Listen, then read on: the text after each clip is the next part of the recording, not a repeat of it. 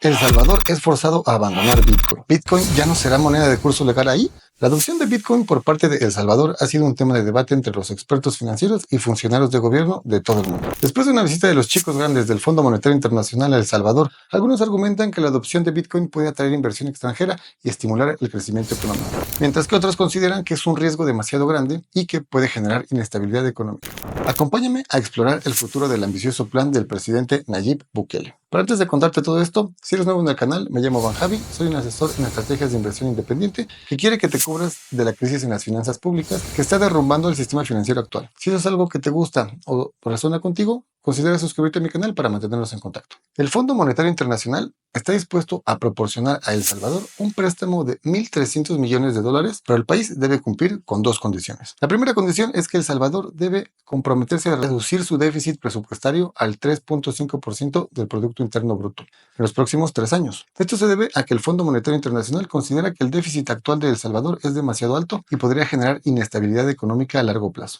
La segunda condición es que El Salvador debe comenzar a alejarse de Bitcoin. En septiembre de 2021, El Salvador se convirtió en el primer país en adoptar Bitcoin como moneda de curso legal junto con el dólar estadounidense. Sin embargo, el Fondo Monetario Internacional ha expresado su preocupación por la adopción de Bitcoin como moneda oficial, citando riesgos como la volatilidad del precio, la falta de regulación y la posibilidad de que se utilice para actividades ilícitas. Que a veces eso solo es un código para aquí hay dinero que no está pagando impuestos. Bajo el nuevo acuerdo con el Fondo Monetario Internacional, El Salvador debe prohibir el requisito legal de que los negocios deban aceptar Bitcoin como medio de pago. Bajo esta premisa, Bitcoin ya no podría considerarse realmente una moneda de curso legal. El Salvador ha emergido como un caso único en el panorama global al ser el primer país en adoptar Bitcoin como moneda de curso legal en 2021. Bajo el liderazgo del presidente Nayib Bukele, el país ha acumulado un tesoro de Bitcoin valorado en más de 600 millones, considerando los altos más recientes en su precio. Bukele ha compartido públicamente el éxito de su estrategia, presumiendo ganancias de más del 127% y mostrando su compromiso con la criptomoneda al continuar comprando aproximadamente un Bitcoin al día. Sin embargo, el ambicioso proyecto del presidente no ha logrado una adopción significativa entre la población. Según un estudio realizado en enero de 2024 por la Universidad Centroamericana, el 88% de los ciudadanos no utiliza Bitcoin en sus transacciones cotidianas. Esto refleja una desconexión entre la estrategia gubernamental y la vida cotidiana de los salvadoreños, quienes aún prefieren el uso del dólar y muestran escepticismo ante la nueva moneda digital. ¿Será esto suficiente para que Bukele dé marcha atrás a su plan? La relación entre las instituciones internacionales, los gobiernos globalistas y las criptomonedas como Bitcoin es compleja y se basa en una dinámica de poder y control. Por un lado, las criptomonedas representan una amenaza a la autoridad tradicional de los gobiernos sobre la economía y la moneda. Los gobiernos han mantenido históricamente un control monopólico sobre la emisión de moneda y la regulación financiera y el flujo de capital dentro y fuera de sus fronteras. Pero, ¿qué pasa cuando esta autoridad se ve cuestionada por una tecnología descentralizada como Bitcoin? ¿Cómo reaccionarán los gobiernos cuando sus ciudadanos comiencen a utilizar criptomonedas para evitar los controles de capital y enviar dinero al extranjero sin ser detectados?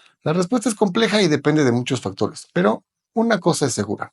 Los gobiernos no se quedarán quietos mientras su control sobre la economía se ve amenazado. Un ejemplo claro de esto es lo que sucedió en China en 2017. En ese momento, China representaba alrededor del 80% de todas las transacciones de Bitcoin en el mundo. Los chinos estaban utilizando Bitcoin para enviar dinero fuera del país y evitar los controles de capital impuestos por el gobierno chino. Estos controles limitaban la cantidad de yuanes que se podía sacar del país, lo que hacía difícil para los ciudadanos chinos invertir o transferir dinero al extranjero para cubrirse de un yuan que cada día valía menos. Pero, ¿cómo lograron los chinos utilizar Bitcoin para evadir estos controles? La respuesta es sencilla. Cambiaban yuanes a Bitcoin y luego utilizaban Bitcoin para comprar dólares o otras divisas fuera de China. De esta manera podían evitar los controles de capital sin ser detectados por las autoridades. Pero, ¿qué pasaría si este proceso se volviera generalizado y accesible para todos? ¿Cómo afectaría esto a la economía global? La prohibición china en 2001 fue un golpe significativo para la industria cripto en general y para Bitcoin en particular. Pero, ¿esta prohibición fue solo una medida para proteger a los inversionistas o había algo más detrás? Algunos creen que la prohibición china fue solo el comienzo de una campaña global para regular las criptomonedas. Otros creen que esto solo marcó el principio de una guerra entre los gobiernos y las criptos.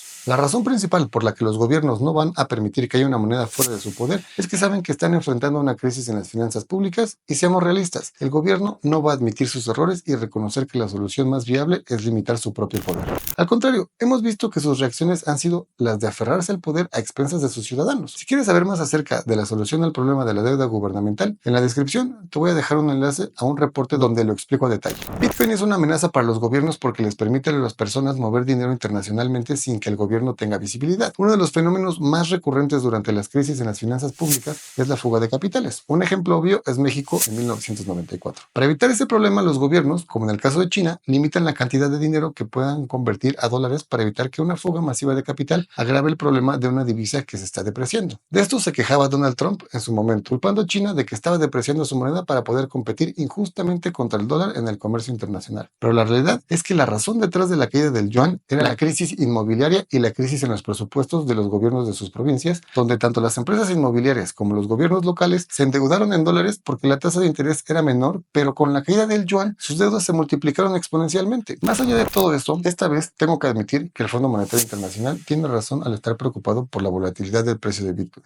El problema surge cuando las personas piensan que un activo solamente va a subir. Simplemente así no se mueven los mercados, y ciertamente este es el caso de Bitcoin. En el caso de una caída sustancial en el precio de Bitcoin, los presupuestos del gobierno se verían afectados y tendrían que recurrir a la deuda para cerrar estos espacios y el déficit presupuestario aumentaría. En este caso ya hablamos de las personas particulares. Pero ¿qué pasa con los presupuestos de los gobiernos si usan Bitcoin como moneda de curso legal? En este caso, esta vez tengo que admitir que el Fondo Monetario Internacional tiene razón al estar preocupado por la volatilidad del precio de Bitcoin. El problema surge cuando las personas piensan que un activo solamente va a subir. Simplemente así no se mueven los mercados y ciertamente este es el caso de Bitcoin. En el caso de una caída sustancial en el precio de Bitcoin, los presupuestos del gobierno se verían afectados y tendrían que recurrir a la deuda para cerrar estos espacios y el déficit presupuestario aumentaría, algo que el Fondo Monetario Internacional quiere evitar. En otras palabras, los gobiernos pueden perder dinero si el valor de Bitcoin y su moneda nacional cambian repentinamente en relación una con la otra y a otras monedas como el dólar. El riesgo cambiario siempre es el asesino silencioso, como fue el caso del carry trade del yen japonés. Al final, Bitcoin es solo un vehículo para comerciar e invertir. La mayor parte del comercio de Bitcoin se trata de hacer transacciones internacionales para evitar controles de capital o evitar comisiones excesivas, o se utiliza como un activo para especular y obtener ganancias a corto plazo. En otras palabras, la mayoría de las personas que estamos comerciando o invirtiendo en Bitcoin no es para tener menos dólares, como dice su discurso de ventas. La mayoría estamos buscando tener más dólares. Pero volviendo a Bukele y El Salvador, el dinero del Fondo Monetario Internacional, bajo la condición de que El Salvador se aleje de Bitcoin, puede ser una decisión desafiante para el gobierno del presidente Nayib Bukele, quien ha sido un defensor de la adopción de Bitcoin. Es probable que el gobierno de El Salvador deba tomar una decisión difícil sobre si cumplir con las condiciones del Fondo Monetario Internacional y renunciar a su apoyo a Bitcoin o